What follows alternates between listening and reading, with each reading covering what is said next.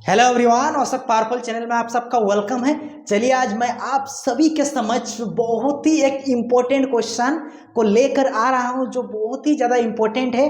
आपका daily life में math के लिए सबसे ज़्यादा इम्पोर्टेंट है, ये जानना बड़ी इम्पोर्टेंट क्वेश्चन है। वो क्वेश्चन क्या है कि सिद्ध कीजिए कि कोण ए प्लस कोण बी प्लस कोण सी इक्वल टू 180 डिग्री होता है, जिसमें आपको ए बी सी एक त्रिभुज दिया है। मतलब सबसे पहले इस क्वेश्चन को समझ लीजिए क्या बोल रहा है कि कोण ए प्लस कोण बी प्लस कोण सी बराबर 180 डिग्री होता है बोल के आपको प्रूव्ड करके दिखाना है, जिसमें से आपको बोल दिया है कि एबीसीडी क्या है, त्रिभुज है। मतलब यहाँ पे आपको साफ साफ कहा जा रहा है कि एबीसी एक त्रिभुज है और त्रिभुज के तीनों कोणों का योग कितना होता है, 180 डिग्री। कैसे होता है उसको पूरा प्रूव्ड करके आपको क्या करना पड़ेगा, बनाना पड़ेगा। ठीक है, तो चलिए इसको बनाने की कोशिश करते हैं।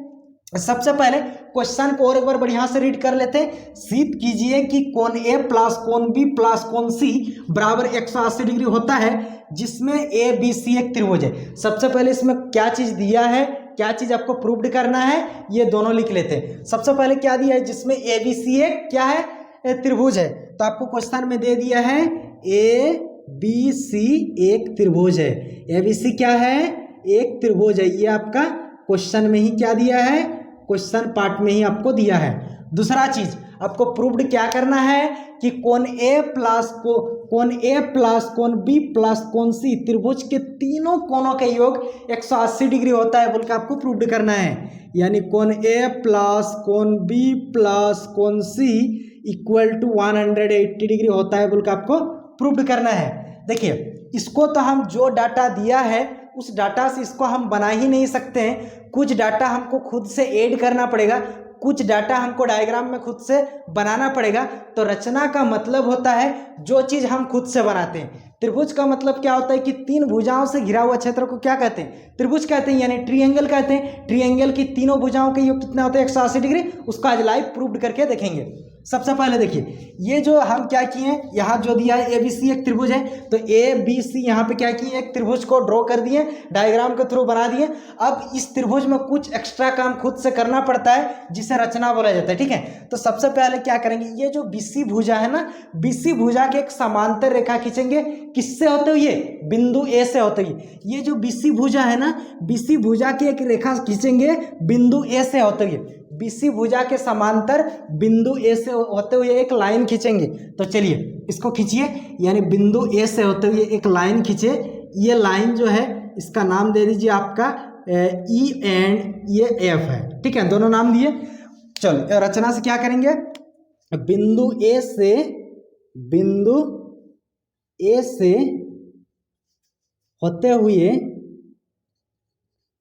होते हुए बीसी समांतर EF खींचा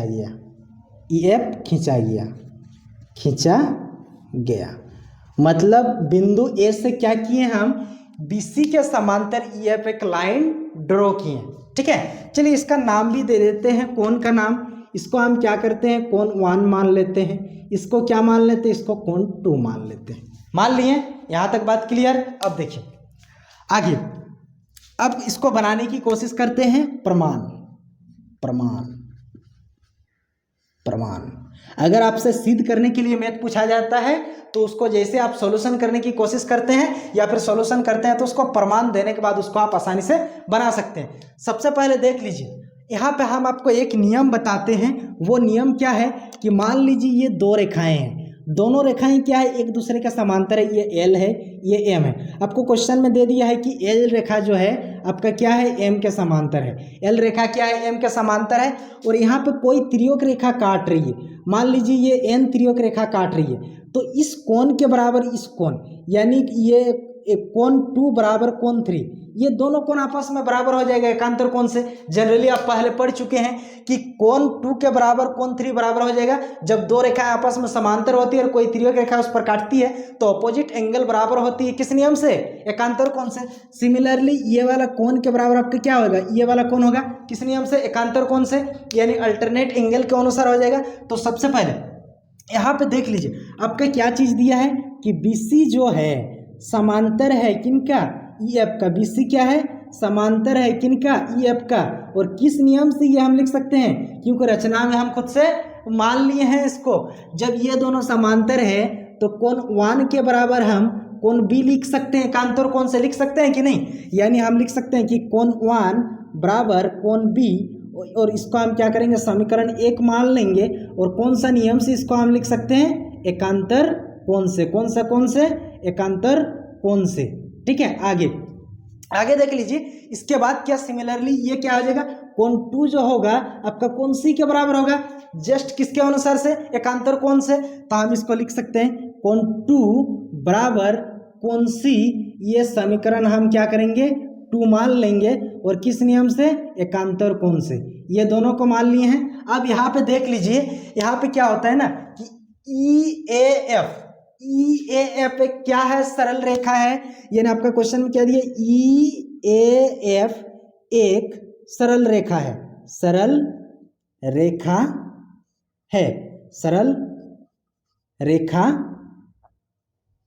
है। और जब कोई सरल रेखा रहता है तो सरल रेखा पर जितना भी बना हुआ कोण रहता है, सभी कोणों का योग कितना होता है, 180 डिग्री होता है। जब कोई सरल रेखा है और उस सरल रेखा में जितना भी कोण बना हुआ रहता है, सभी कोणों का योग कितना होता है, 180 डिग्री।